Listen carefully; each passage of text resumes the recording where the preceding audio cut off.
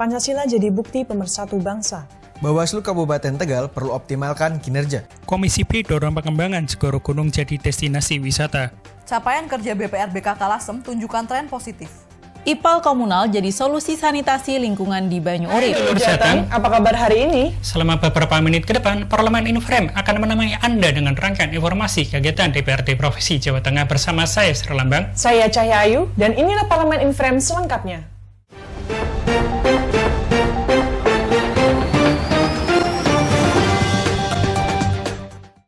Badan Kehormatan atau BK DPRD Provinsi Jawa Tengah mengaku bangga karena sampai sekarang ini masyarakat masih memperingati Hari Kesaktian Pancasila. Ketua Badan Kehormatan atau BK DPRD Provinsi Jawa Tengah, Stepanus Sukirno mengaku bangga karena sampai sekarang ini masih dilakukan peringatan Hari Kesaktian Pancasila. Dari situ, Pancasila masih dianggap sebagai pemersatu bangsa. Terbukti dengan banyaknya upaya memecah belah bangsa, ternyata Pancasila menjadi jawaban supaya Indonesia bersatu di tengah kemajemukan masyarakat. Penegasan itu disampaikannya usai mengikuti secara daring upaya peringatan Hari Kesaktian Pancasila yang dipimpin langsung oleh Presiden Joko Widodo secara virtual di Monumen Pancasila Sakti Lubang Buaya, Jakarta Timur.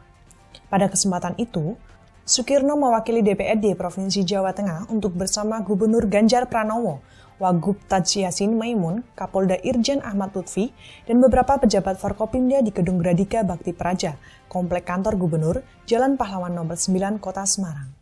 Menghadapi Pilkada serentak 2024, Komisi A memantau kesiapan penyelenggaraan pemilu ke beberapa daerah, salah satunya berkunjung ke Bawaslu Kabupaten Tegal. Menghadapi Pilkada serentak 2024, Komisi A DPRD Provinsi Jateng memantau kesiapan penyelenggaraan pemilu ke beberapa daerah. Salah satunya berkunjung ke Badan Pengawas Pemilu atau Bawaslu Kabupaten Tegal belum lama ini. Wakil Ketua Komisi A Fuad Hidayat saat memimpin rombongan berdiskusi dengan pimpinan Bawaslu setempat. Dia mengemukakan DPRD ingin mengetahui kesiapan lembaga pengawas itu dalam mewujudkan pilkada serentak yang jujur, adil, dan transparan.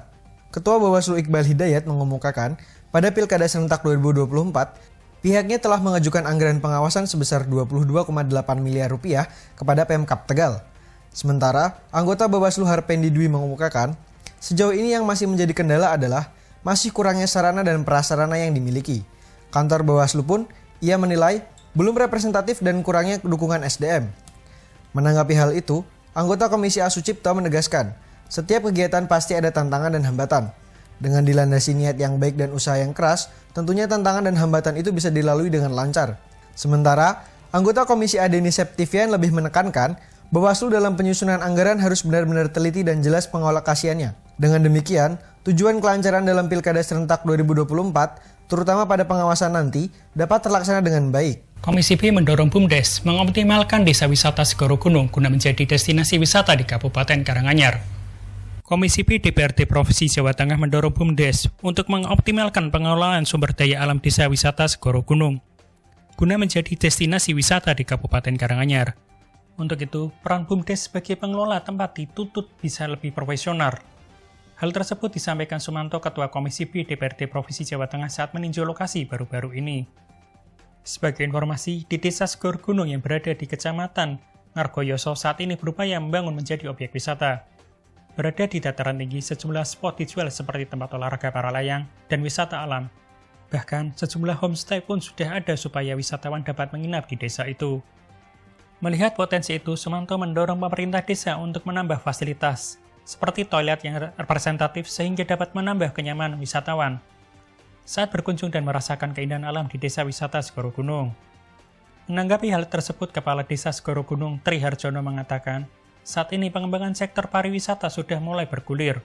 Salah satu wilayah yang menjadi andalan selain wisata olahraga para layang, diantaranya Taman Wisata Perkebunan Teh, dan wahana permainan atau bumi perkemahan Segoro Gunung Park yang dikelola oleh kelompok sadar wisata atau Pok Darwis.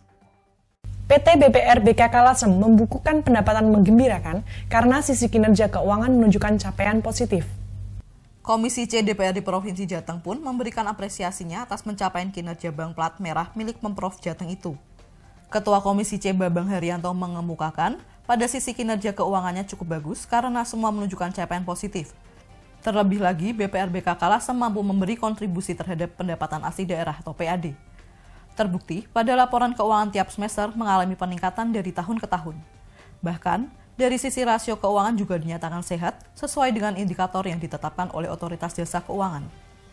Dalam paparannya, Direktur Utama PT BPRBK Kalasem, Muhammad Suwarno menyebutkan, BPRBK Kalasem merupakan konsorsium antara Pemprov Jateng dengan Pemkab Rembang. Persentase modal yang disetor yakni 51% dari Pemprov Jateng senilai 16,1 miliar rupiah dan 49% dari Pemkab Rembang senilai 14,7 miliar rupiah. Komisi D memantau optimalisasi IPAL komunal di Kecamatan Banyuurip, Kabupaten Pekalongan yang memiliki banyak industri batik rumahan. Komisi D DPRD Provinsi Jawa Tengah memantau instalasi pengelolaan air limbah atau IPAL komunal di Kecamatan Banyuurip, Kabupaten Pekalongan pada Senin 3 Oktober 2022. Wakil Ketua Komisi D Hadi Santoso menyatakan sebagai daerah industri rumahan tentu keberadaan IPAL komunal sangat penting.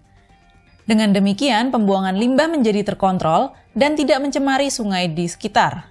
Ketua Komisi D Alwin Basri ikut menambahkan Raperda nomor 5 tahun 2014 tentang pengelolaan air limbah harus ditindaklanjuti. Kabupaten Pekalongan sebagai salah satu pusat penghasil batik di Indonesia sangat berkaitan erat dengan industri batik.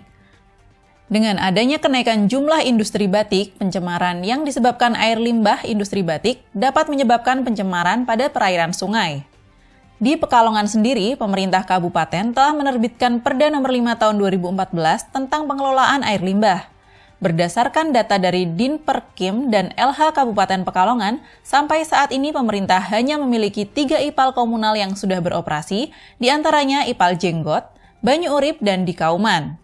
Setiap harinya bisa menampung air limbah kurang lebih 200 hingga 250 meter kubik. Saya Serlambang. Saya Cahya Ayu. Terima kasih atas perhatian Anda. Salam Berlian TV. Aspiratif, informatif.